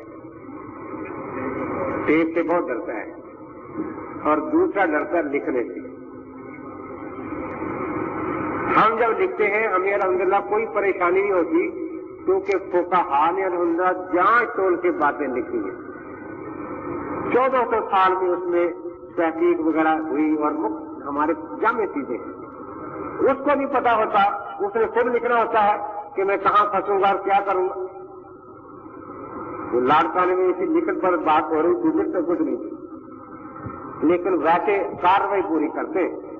एक इधर से कहता है ला सलाता इल्ला बिफातिहतिल किताब, बात और चल रही है, एक सामने 2 मिनट बाद बोल रहा है ला सलाता इल्ला बिफातिहतिल किताब, 3 मिनट बाद एक इधर से बोल रहा है ला सलाता इल्ला बिफातिहतिल किताब, बातें और चल रही हैं। आखिर मैंने कहा कि जो आप ये पढ़ रहे इसका तर्जुमा क्या है? फातिहा के बगैर नमाज नहीं होती, फातिहा के बगैर नमाज नहीं होती। मैंने कहा आप कितनी नमाजें पढ़ते रोज? 5। मैंने कहा फातिहा 5 जहां पढ़ते 6 दफा तो नहीं पढ़ते कहीं? कि नहीं, हर रकत में फातिहा फर्ज है, हर रकत में। तो मैंने कहा फिर ये हदीस आपके काम की नहीं है, ला सलाता इल्ला बिफातिहतिल किताब, वो हदीस लाओ ला रकाता इल्ला बिफातिहतिल किताब, क्योंकि दावा तो आपका ये है ना, वो हदीस लाओ कहां है, ला रकाता इल्ला बिफातिहतिल किताब। खड़े होगा 3 लोग कहते हैं कि पहले हमें बताया था कि वो बड़ा शरारती है, एक हदीस हमने याद की थी, वो भी हमारे काम की नहीं रहने हदीस नहीं कहता है। तो वो मैं कहता हूं कि जिस अमल जो तुम अमल करते इसका अल्लाह को हिसाब देना है ना, उसी के हिसाब मुझे आज दे लो कि उसके मुताबिक कोई हदीस तुम्हारे पास है, वो हदीस लाओ ला रकाता इल्ला बिफातिहतिल किताब। वो नाराज होकर चलेंगे सारे कि देखो जी ये कहता है ये हदीस लाओ, ये हदीस लाओ। तो मकसद ये है कि जब दलीलें 2 हैं तो बात फिर वही आएगी कि कोई तारीफ करेंगे तो 2 से। हम इसीलिए 4 दलीलें मानते हैं, हम जो बात भी कहेंगे हम उन्हें हक देंगे कि वो हमारा हाथ वगैरह पूछे कि किस दलील से है। जो चीज किताब और सुन्नत में सराहतन नहीं होगी, कोई तारीफ की बात होगी, अगर पूरे अहले फन का इत्तेफाक है तो हम कहेंगे दलील इजमा से साबित है। अगर इख्तिलाफ होगा हम हनफी उसूल को लेंगे, कभी दलील क़ियास से साबित है। हम इमाम बुखारी को मुहद्दिस मानेंगे तो पूछ सकते हैं किस दलील से, हम कहें कुरान हदीस में नहीं, लेकिन मुहद्दिसीन का इजमा है कि वो मौजूद हदीस है। हम इमाम शाफी, इमाम अबू हनीफा को इमाम मुज्तहिद कहेंगे तो पूछेंगे किस दलील में है, हम कहेंगे कुरान हदीस में नहीं, लेकिन अहले फन फुक़हा मुज्तहिदीन का इजमा है कि ये लोग मुज्तहिदीन हैं। हम हदीस की तारीफ लिखेंगे सही की, अपनी उसूल फिक़ह से लिखेंगे, अगर उस पर 4 इमामों का इत्तिफाक है हम आगे लिखेंगे दलील इजमा, अगर उसमें इख्तिलाफ होगा हम लिखेंगे दलील क़ियास। तो दलील से तो लिखेंगे ना। तो हम जो तारीफ करेंगे, जो कुछ कहेंगे, वो किसी न किसी दलील में जरूर आएगा इंशाअल्लाह। जो बात 4 में से किसी दलील में न आए बेशक काट दे। हमें भी हक होगा कि वो अगर तारीफ को लिखते हैं, किसी रावी को सिका या ज़ईफ कहते हैं और कुरान हदीस में नहीं तो हम उसको काट दें। کہ تمہاری دلیل کے مطابق نہیں ہے. تو سب دوسری بات ہے دلیل کی پابندی کرنا. ہم 4 دلال مانتے ہیں, چاروں دلال کی پابندی کریں گے انشاءاللہ اور عزیز پوری بات, اور ان کو 2 دنوں کی پابندی کرانی ہے. وہ اگر کسی امتی کا قول پیش کریں گے تو لکھ دیں کہ ہم اویل حدیث نہیں رہے, ہم امتی کے مقلد ہو گئے. دیکھو جی بات اصل میں یہ ہے کہ ان کو ہم نے کھلا چھوڑ رکھا ہے, اعلان کرتے ہیں صرف قرآن و حدیث. جب سامنے آتے ہیں مان لو کہ نہیں لکھنوی نے یوں لکھا ہے, فلاں نے یوں لکھا ہے, فلاں نے یوں لکھا ہے, کبھی ابن حجر نے یہ کہا ہے, کبھی ہم ابن حجر کے امام کے مقلد امام شافعی رحمۃ اللہ علیہ کے. اگر حجر پرستی شرک ہے تو ابن حجر پرستی بھی کوئی ایمان نہیں ہے. ادھر تو کہتے ہو اماموں کو ماننا دین کا نقصان ہے. کتنے بجے ختم ہوئی جی؟ ہو گیا نا, ختم کرتے تھے الحمد للہ. یہ ختم کرتے آپ الحمد للہ رب العالمین. اب مگر